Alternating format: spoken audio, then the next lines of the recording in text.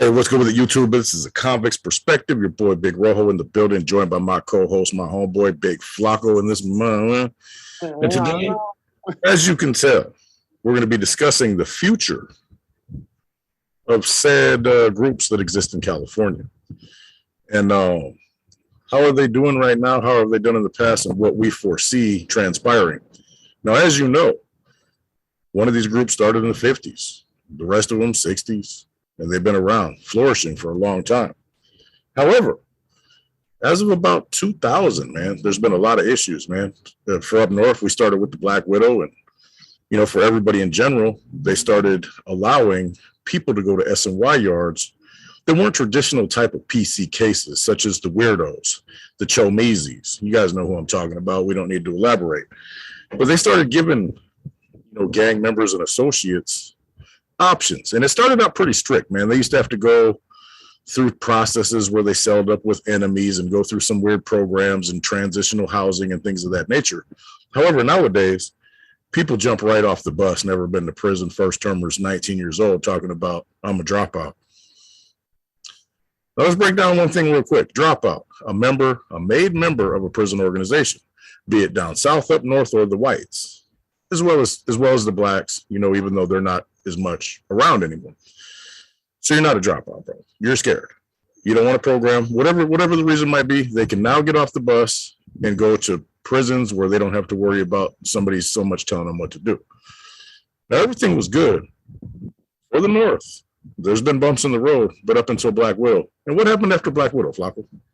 Black Widow was just a chaotic time, bro. Anybody that's been a long time doing this stuff, right? Like we'll talk about the senior members. A lot of them are just waiting to fill those positions to fall in. They've done a years of service, right?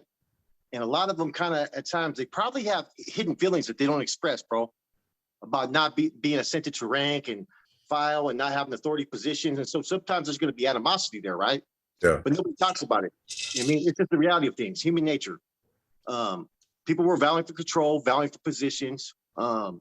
Everything at first, they were falling in file basically with the feds. The state was up in the Bay.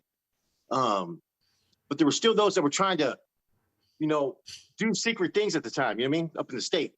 Eventually, when everybody got sentenced at first, right, and they got up to the feds, those guys were slammed down for a minute. The head leadership, while others were out there on the main lines. And what happened is basically there was no communication. Furthermore, what you call incommunicado, right? So certain procedures are always put in place for that to happen. And I've heard different things. I heard that there were certain votes that were taken while they were in Santa Rita to make modifications. You know what I'm saying? I wouldn't be privileged to that. You know what I'm saying? As very few people would probably be privileged to that. But you started to have those up in the state that were up there that were holding positions by title. You know what I'm saying? There's a saying, right, that there's certain things that you can hold on an interim basis. Interim, not intern, interim. And it says that even in the Constitution. Rojo knows this better than I do, where you can ascend to a certain position in lieu of no communication with brass. But once everything comes back together and communication is made, they're supposed to relinquish it. So basically, we're talking about the NF, right? These guys started to make power moves. They started to make plays. Stork was involved. Chuco was involved. Conejo was involved. And part of it, if you really look at it, you can kind of understand why they made those choices. You know what I'm saying? If you're in a position and you're just waiting to hear from others and it's been a year, 3 years, and you don't hear nothing, you got to start moving forward. So I get that part. But ever since then, it's been a power struggle. You know what I'm saying? And there's a lot of people who are doing a long time that have committed to these groups. And therefore, they're going to always side in the direction that's going to benefit them the most. Right. But see, the thing is, what's different now is in the state, they're making a whole lot of more motherfucking money than they ever had before. they've never made this type of money, bro. You know what I'm saying? Those are facts. You know what I'm saying? I put a number out there about a year and a half ago, and I forgot who it was, but someone said, oh, that just sounds like too much. No, that sounds like too little. They're making like 10, 20 grand on a yard per month sometimes, man. Literally. So those are the bright sides of these groups and what keeps them alive, I feel, right? But now, like you said, with all this S&Y stuff, and they're doing away with S&Y. They're going back to how it was when we first hit the system. Non-designated yards are calling them, though. So they could put you anywhere. And so what you're going to, from what I think is going to happen there is you're going to have, it's going to be a lot of war on these yards to be established. You know what I'm saying? Because what did they used to do with all the actives back in the days? They send maybe 2-3 homeboys to a yard that there's about 70, 80 homeboys that are not active. They get to the yard, they get off an R&R, or they get to the yard, they get rushed.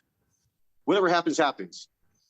And they've been recently doing the same thing, like I said, I heard in Solano, which was they were taking a lot of dudes that were level 3, they had 2 years or less, and they were sending them to different prisons, you know what I'm saying? To non-designated yards because they feel because they're under 2 years, they're probably not going to bust a grape. And it's probably going to happen with at least half of them. Yeah. It's easy to be a functioning homeboy when you're on a guard with 200 homeboys. You know what I'm saying? People forget that CDC's sharp too, man. They realize, okay, we got these dudes with 2 years or less. Say there's 300 active, let's just say Northerners, because that's what we're familiar with. There's 300 Northerners that are under that 2-year threshold. They figure even if only 20% of them fold, their career is over. So that's 20% more gone that'll come back and won't be participating in the gang activities no more. They have people who sit around, captains, IGIs, and people who are specialized in this stuff, and all day think about ways to disrupt, change, alter, etc., add more time to your sentence, get you to drop out, get you to fold, get you to do whatever. And that's their job, and they do it well. Yeah. So, you know, the beginning was the stages back then. As far as for the North, they were able to hold on. I think personally, I think they did the best they could. You know what I'm saying? But now it's like I don't understand what the direction is. What's the purpose? I mean, I don't understand it. Is there a cause? What type of education is being applied? I mean, what is the goal? Because everything that they wanted, they've almost acquired. Right. You know what I'm saying? You're in prison. It's not supposed to be fucking Club Med. Yeah. You know what I'm saying? So what is the struggle? What is the issue? And now you're going to have these different yards. Like I said, they're going to start putting people, money, of course. Before it was an issue. Before though, it was for fucking being able to go to the yard and being able to play basketball. That's being changed. able to go to the fucking canteen. Those were the issues that the hint they had. Yeah. Those issues no longer exist. So the new issue is going to be being on a yard with fucking S&Ys, or formerly known as S&Y. You know, and how's that going to play out? It's going to play out just like it was in the 90s. Like you couldn't go to Jamestown. You know what I'm saying? It was an active yard, but the Northerners over there were not active. You couldn't go to High Desert D yard. Active yard, but the Northerners weren't active. And that's the same thing that's going to happen now. You know, so I mean, they're making a lot of moves. They're moving people all over the place. So what's going down today may not be what's going on next week. So they're playing games right now, musical chairs, and seeing what's going to work. There's certain things, man, where you're your own worst enemy. You know what I mean? Not only do you already have enemies by different groups, and the administration being the main one, but when you start to have trouble within yourselves too, man, you look at the timeline. You got Operation Black Widow, the being prolific in allowing these S&Y yards to just flourish. Then you got that Valley Star. Is that that one? Mm-hmm. Bro, you got the D facility drama. You know, you got, and now state and feds. You know, all these bumps in the roads that are kind of self-created don't help you. Oh, the abolishment of the NR, which we talked about in our last bill. You know, a little bit of the history about that. All those things, you know, when you're going against yourself, your numbers are already bad because they got these S&Y things over, and the focus isn't on a struggle no more. The focus is on getting paid. You know, you got $1,000 to fucking $6,000 cell phones. You have all these people that were in the shoes that will never see no good hustling money on these yards making money. So the focus of the whole group as a whole changes. Whereas today I need these 5 brothers by my side because when we go out to war, it might be on. Now, oh, you lost a cell phone, get out of here. There's no war. We don't need you. You know what I mean? So all these problems are self-created. Now, don't get me wrong. They didn't create no SNY yards. Nobody created that. The administration did a good one on that. You know what I mean? But all the other stuff, man, when your numbers are already dwindling due to changes in people's, philosophy on the streets about how they want to be as a man, like, I don't want nobody telling me what to do, whatever the case might be, where they don't want to participate in traditional behaviors, man, the administration is going to be right up there to clean up the pieces that you left from your own personal wrecks, bro. You're getting in wrecks. You know what I mean? That would have never happened in the 70s and stuff because you needed every soldado. Now you need the ones who generate money. And it just changes the whole course of the future. See, like you said, we did a lot of this to ourselves in our past life. Before these main groups, you had what you call the raid members and associates here and there. And those associates didn't know no boundaries as far as ethnicity or nothing. There wasn't like sub-factions under them, like Sureños or Norteños or P9 or NLR. It was more just the fucking maid members handling their business and a whole bunch of other convicts. Yeah. Now those other convicts are what you call inmates that are gang members. You get what I'm saying? So that changed all the dynamics, man. Before, you still had a lot of convicts out there in the yards, and those were the ones that they didn't align with any particular political faction. They just did their time. They did their thing. You know what I'm saying? But now you have to align with a particular group just to survive. There's no way around it. You just can't go in there and not align with somebody. You know what I'm saying? You're gonna be asking for problems. And I think in general, there's two things that you're gonna start to see still. You're gonna see more indictments. And more indictments that are gonna be coming from inside the prison. Different locations like Salinas Valley, Pleasant Valley, Corcoran, all these different locations, because business occurs in these places. You know what I'm saying? Now, there's always been a lot of business that was occurring, like, Pelican Bay and whatnot. But now they got their hands involved in everything a little bit more. Before, you just had people reporting to you, or and you filtered out orders and you found out what was going on. That's it. Sometimes you may have some resources that come through and you slide them through. Now they're involved in everything. They're coordinating, everything that's going on behind the walls over a cell phone. You know what I mean? And it's only a matter of time before they start to deliberately intercept all calls that are being made. Yeah. You know what I'm saying? To find out what's going on. So I see more indictments happening. I wouldn't be surprised if they're doing that already, bro. They probably are. The SNY thing, I think, is going to be no longer, period. They've already said that. Hey, the thing is, with recording them calls, they don't even necessarily need a warrant because they're actually committing a crime and being in possession of those phones. You know what I mean? Inside of a correctional institution. So obtaining a warrant, it might not even apply. I mean, or even if it does, it'll be granted immediately.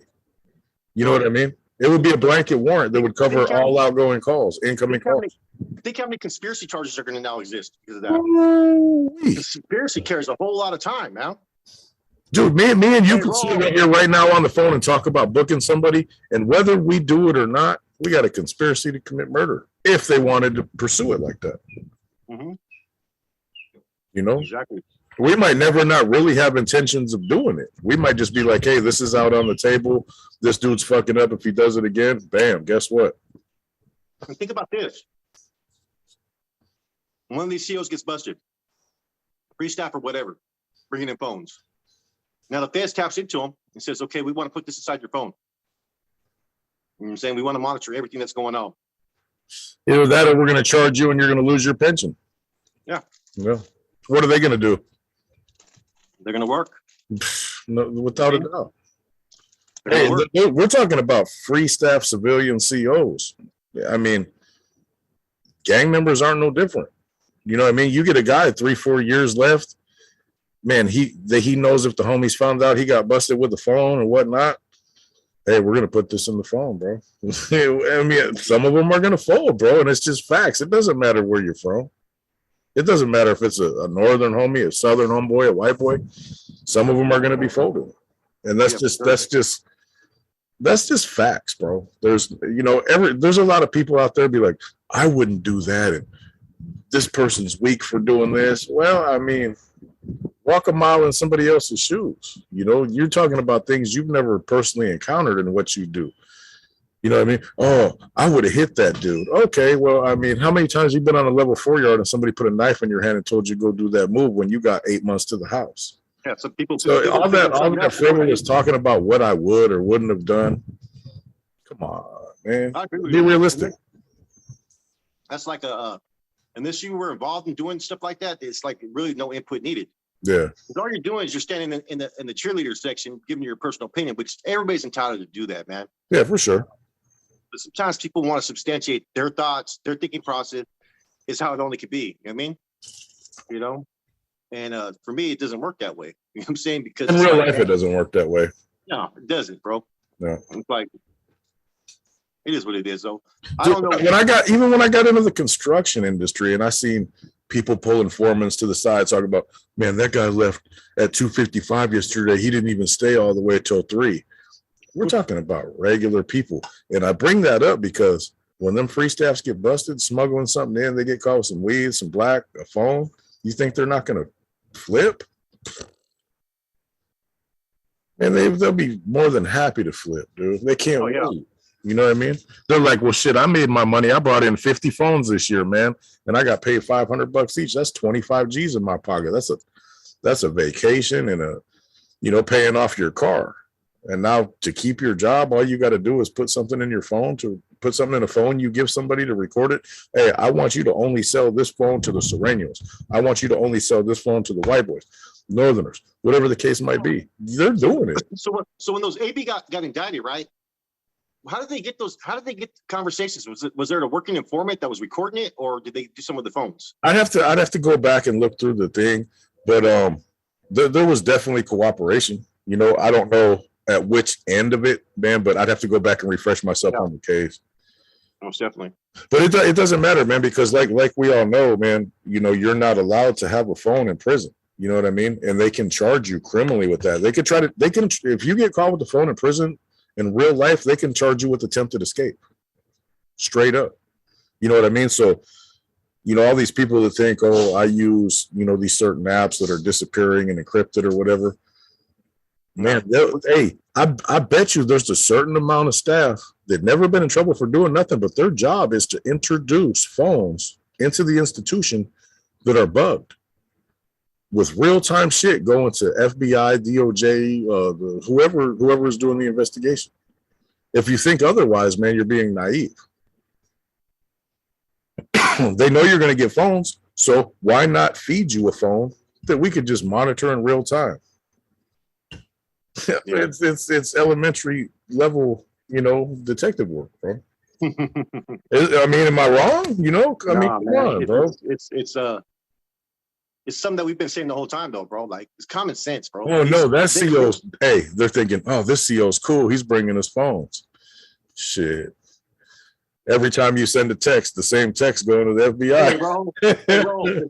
When they push that little cart and you leave it kind of close to your fucking cell, there's a fucking thing that's monitoring everything you're talking about, bro. You know what I mean? They've been doing little shit like that. Hey, real talk. Like this the book cart that used to come by in the hole. You want book? Yeah. Right. So they leave it right there in front of your cell. There's a fucking chip on there that's getting all your conversations, bro. Fucking master fucking microphone, bro.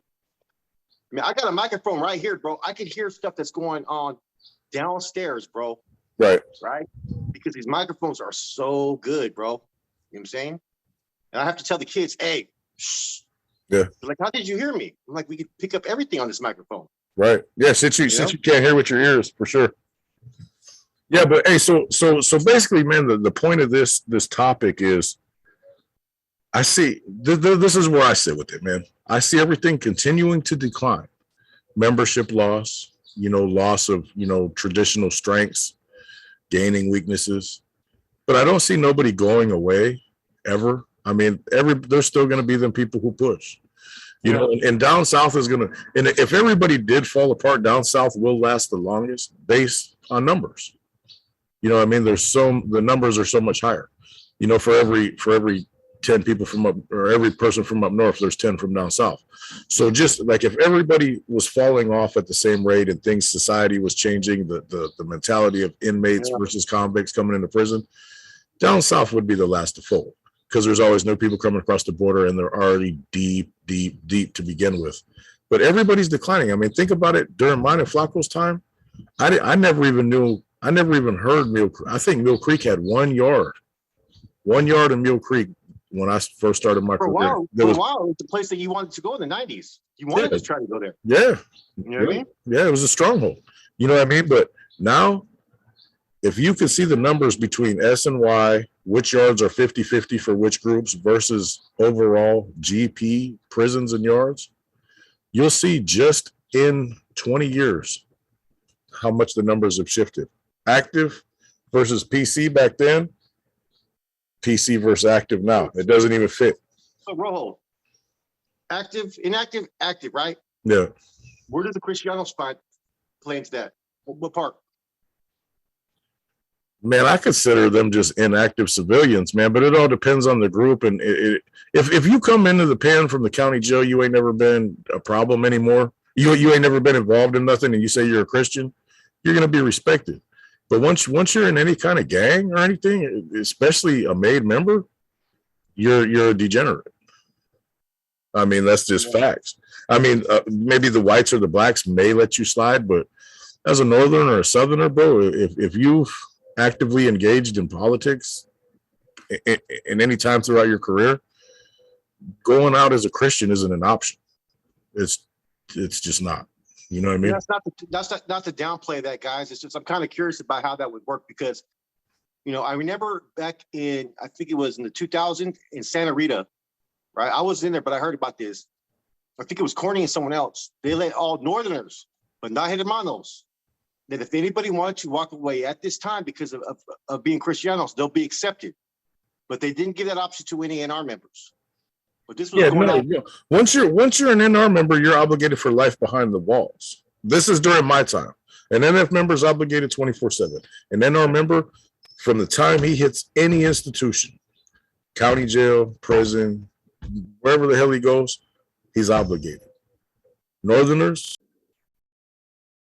my bad, we had a little glitch real quick. But as I was saying, man, Northerners are obligated to a certain extent, always have been, not on the streets or nothing, man. But I mean, once you've done anything, bro, there's no doing the Christian thing. There's no doing retirement. There's none of that.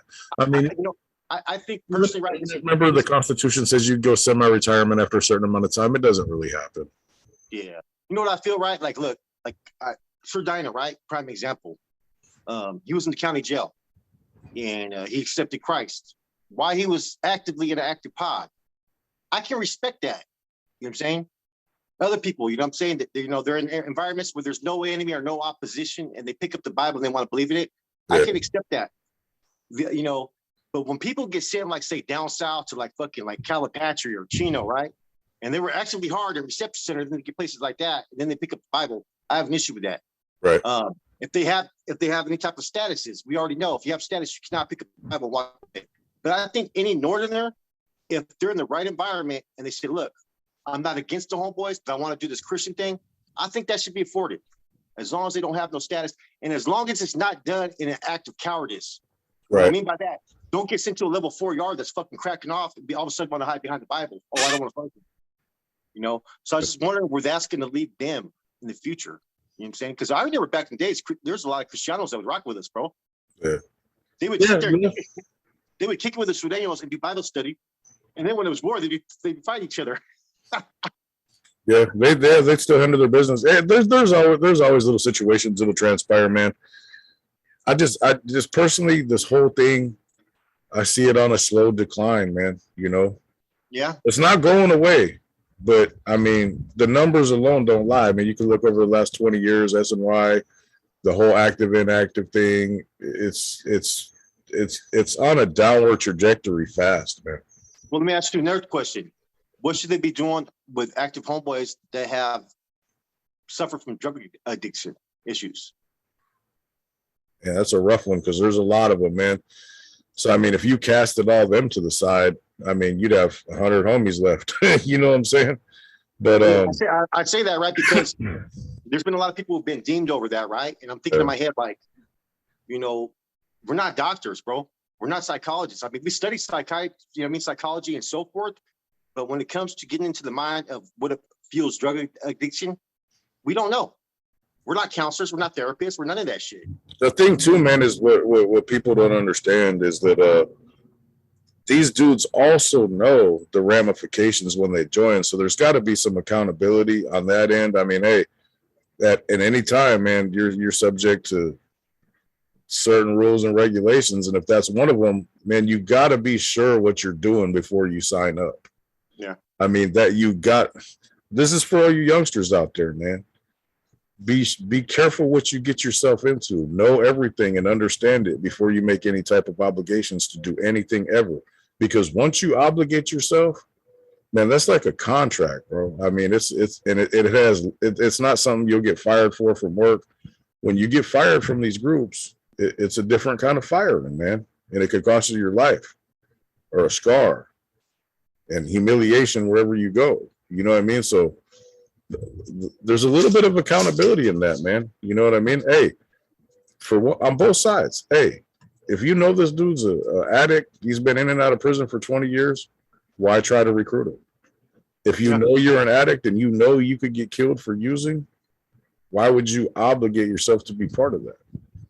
true. But you got to have some sort of personal accountability, man, and that goes on both ends, man. Like if I was running stuff, man, if I knew you had a drug problem, man, you've been to prison on 30 violations and 2 beefs for dirty tests and possession and stealing catalytic converters and shit like that. I'm not messing with you. Bro, hey, I got a story about that though. I'm in the county jail, right? And I'm in the same pod with one of Happy's co-defendants, another homeboy I know from San Jose, I personally know, right? That's active, and then some other cat from PA, right? And so I came in with a bundle, of course, right? I got the whole fucking block fucking going on good ones, right? And so, you know, I shot something to the homeboy I knew, right? That was active. He shot it back to me, goes, "Yeah, I can't accept it. Well, no, you can make money if you want, but I get it." So the dude from EPA gets at me on a fucking one time. "Hook it up, $4. I'll give you some coffee, but don't tell nobody." Shh. I was like, oh man, the way he did it, man, I just did not like it. It was dope thief mentality. So you know what I did? I struck up a kite, sent it down to the homeboy that had the block. Next thing you know, he's doing burpees for about 2 weeks, bro. You know what I mean? Yeah. But there was a way in which he went about it. You know what I'm saying? You know, kind of a little bit scandalous. You know what I mean? Hey, don't get it twisted either, man. I know a lot of people, man, I've sold dope for many years, bro.